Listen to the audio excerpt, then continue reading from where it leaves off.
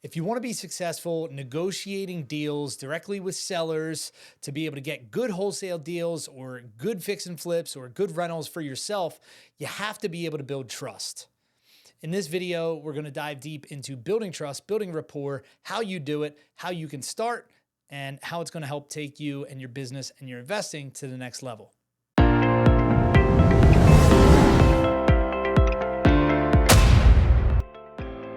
If this is something that is right up your alley, make sure to hit the subscribe button. I'm going to be dropping videos like this every single week to help you grow your real estate investing business, your portfolio, and your sales skills and everything else in between. So let's get right into it. One of the things that I like to do is start at the end and work backwards. And what that means in this situation is understanding your seller or your prospect at a really deep level before you even start working to build that rapport and build that relationship. So by and large, a lot of the sellers or prospects that we work with, they have some sort of situation going on, right? If they had a better way that they'd be able to sell and not have to take a haircut or take a discounted price, they would do that, right? So that means that we do have to handle this situation with empathy and delicately because we don't want to violate our seller's trust, right? So starting with that in mind and knowing that often our sellers are in some sort of predicament and they do genuinely need our help, it puts us in a good frame. So we kind of already put our problem-solving hat on and we're able to lead with our best foot forward. So you have to understand that trust and rapport is important in all areas of sales and life in general, right? If you are an untrustworthy person, you may be able to screw somebody over in the short term, but it's going to come around to bite you in the ass. You're never going to be able to build a brand. You're never going to be able to build a name or a reputation for yourself. And frankly, it's just not how you should do things. If you're a dishonest and unethical person, I encourage you to stop now and, don't follow any of my content ever in the future. I would greatly appreciate that. With that being said, moving forward, one of the best ways that you're going to build rapport and build trust with any seller or any prospect in any situation is actually giving a shit about what they have going on. I want to pause there because that's actually a really, really important thing that most people just breeze over. And if you actually focus on caring about what your seller needs, the rest of the process becomes really, really easy. I often train our sales team that we don't care about the property. We don't really care about the financials, all the details. What we care about is the seller and the situation. And the reason that we care about that is because we know that if we build the rapport, we build the relationship, there is trust, and the seller understands the value that we're bringing to them in this deal, in this situation, everything else just kind of falls into place. So early on in a conversation with a prospect, if you dive right into how much do you want for your property, often 99 times out of 100, probably 999 times out of 1,000, they're going to throw some pie in the sky number at you because they're just trying to hit the lottery, right? You're not able to have that price conversation until you go through all of the other parts of the conversation that are necessary to build the rapport, build the trust, have an understanding of each other, and frankly, kind of just want to work with each other. If you skip that, I guarantee you will fail in almost every situation. And in the deals that you do somehow make it to the finish line where they sign an agreement of sale with you, but you did miss that critical part of building trust and building the relationship, there's a really good chance that that deal is going to fall apart before it gets to the settlement table. Now, by the way, another thing that I want to highlight here is so often in the world of wholesaling, guys, especially when they're starting out, think that they need to lie to a seller and say that I am the cash buyer. I'm the one buying your house. I'm a flipper. I'm a landlord. I'm a whatever it is. And the people that I'm trying to bring through after the fact, they're not investors. They're just my partners. That's my lender. And that's a really deep topic that we could probably go into an entire another video on and probably talk about for an hour. But I am here to tell you that you do not have to do that. You do not have to lie. Watch how easy this is, right? Okay, we're just going to do a simple little role play here. We're talking with John Smith about 123 Main Street, and we're explaining what we're doing and the value that we're bringing to the table. Hey, John, just letting you know the value that I'm bringing to this deal, I am a cash buyer. And in this case, I'm able to say that because I actually am. But there's a couple different ways that I'm going to be able to get this deal done for $100,000 like we talked about. One of the ways that I'll be able to do that is maybe I'll buy the deal myself. I do flip houses. I do buy rentals. I do all these different strategies. That's one of the ways that I can get this deal done for you. Another way is I can bring in another investor because I have a massive network of other investors and flippers and landlords just like myself. So if my cash price doesn't work for you at this number, maybe there's another way that I can still get this deal done for you by lining up a buyer for you. Now, when that happens, you have to be able to kind of differentiate how that is not the same as doing a regular real estate listing with a traditional agent. Because in the grand scheme of things, it is nothing like listing with an agent. Now we're teetering on the line of the different strategies of how you're going to pitch your value proposition to them. We're going to link another video in the comments below that'll go deeper into that subject. But focusing on trust and rapport in its entirety, let's get back on track. So when you're starting this conversation, one of the best things that you can do is ask open-ended questions. What that's going to do is it's going to get your seller or your prospect to open up, to talk to you, and actually open up a little bit, right? The last thing that you want is to try to work or negotiate a deal with somebody that's just giving you one-worded answers, which, by the way, if they do have a tough shell and they seem to not want to open up, they only do give you one-worded answers, that's somebody that you just want to follow up with later. And the way that you can do that is by simply saying to them, it seems like you're not ready to entertain this right now. Maybe I can follow up with you in another couple months. How's that sound? I actually want to retract that. I would never actually say maybe I should follow up with you in a couple months.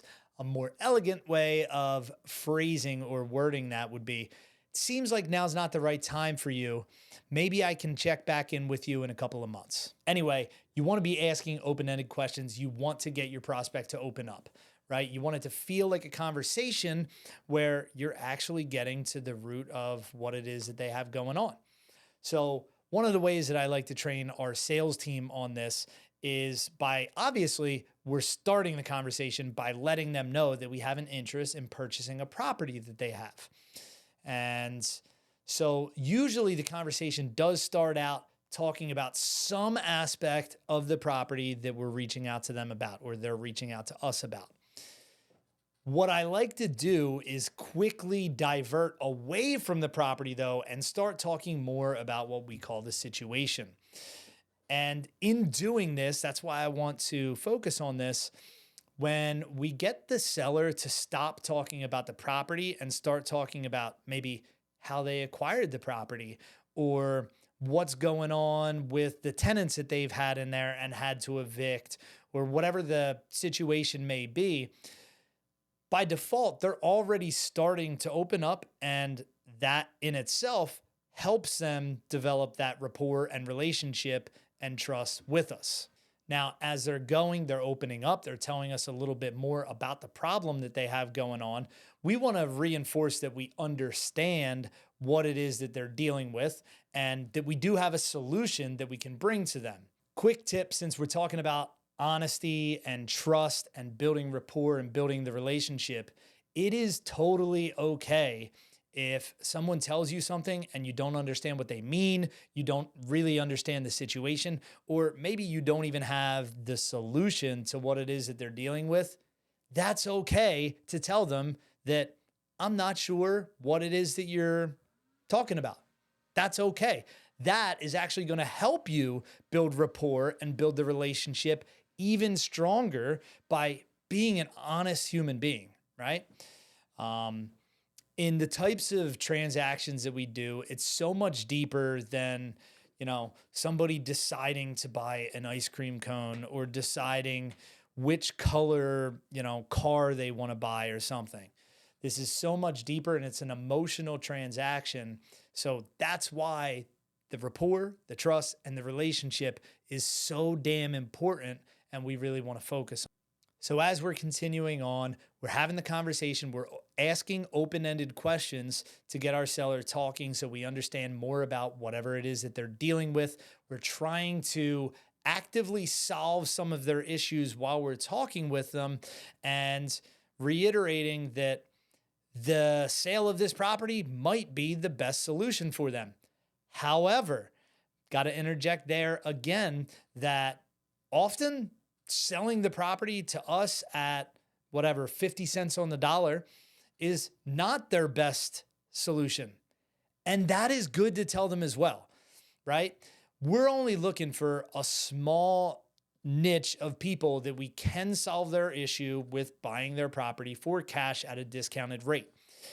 One of the first things that we actually tell almost every seller on every single sales call is, hey, have you considered listing your property in a traditional way with a realtor?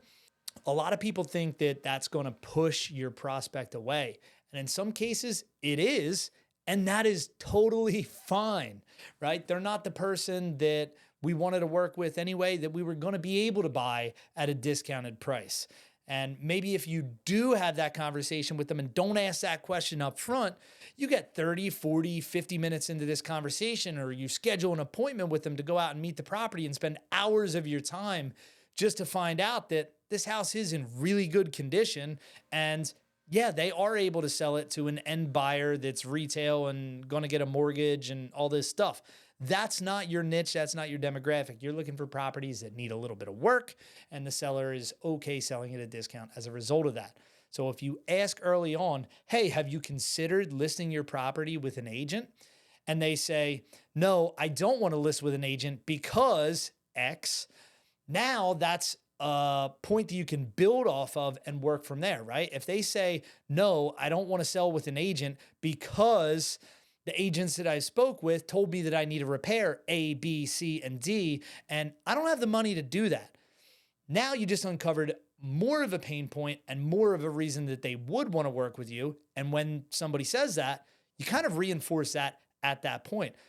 I understand, Mr. Smith. That is why a lot of our sellers work with us, because we take care of all those things and we make sure that you don't have any out-of-pocket expenses. There's nothing you have to repair. We take care of the whole process, and you're just building that trust, building that rapport, building that relationship through educating your seller. As you continue on in your sales process, you want to make sure that you remain at least cognizant that you're building a relationship. Again, I can't stress enough, if you actually focus on this and reverse engineer the whole process, I guarantee you, you're going to close more deals, close more sales, and you're going to have people that want to leave you positive Google reviews, which, by the way, I never focus on enough. But you'll have people that not only do sell their houses to you at discounted rates, but they're happy to do so. A lot of people think that we're taking advantage when we're buying for 50 cents on the dollar. You could go talk to any of the hundreds of sellers that we bought a property from, and they'll tell you how happy they are that we came in and bought their property from them, even though they know that a lot of times they could have sold for more money, right? There's nothing better than when we put a property under contract that we intend to wholesale, and we market that property out. And one of my buddies that is also a flipper or a landlord and receives our marketing email reaches out to me and goes, Drew, how the hell do you have that property marketed out right now for $200,000? I know that you obviously have it under contract for less than that so you can make a spread. And I don't understand. I was talking with this seller of 123 Main Street myself 2 months ago, and I offered him $220,000. And now obviously you have it under contract for significantly less than that. Like, what gives? And really, every single time that happens, it all comes down to trust, rapport, and the relationship. Do that, focus on it. I guarantee you're going to close more deals. If you haven't yet, subscribe to this channel. Be dropping more content all the time. See you on the next one.